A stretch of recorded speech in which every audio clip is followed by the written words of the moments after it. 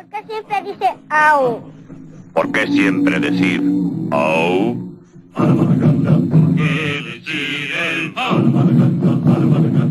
Es más fácil decir au que decir cómo has estado.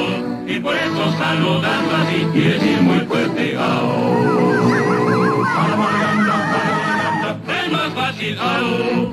Y yo no poder decir qué tal como has estado.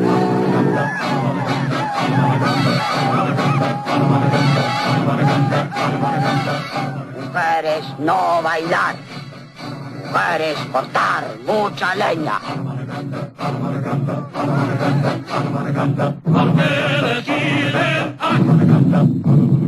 ¿Por qué decir el ac? Indio Bravo se casó y esposa linda vio, pero luego dijo a la suegra que conoció.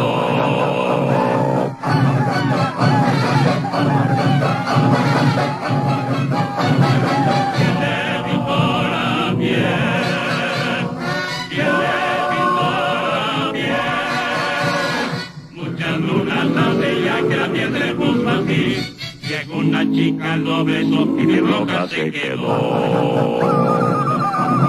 Historia que les contamos, verdades no organizamos, nosotros nos vendrían decir, ya tú más no poder saber.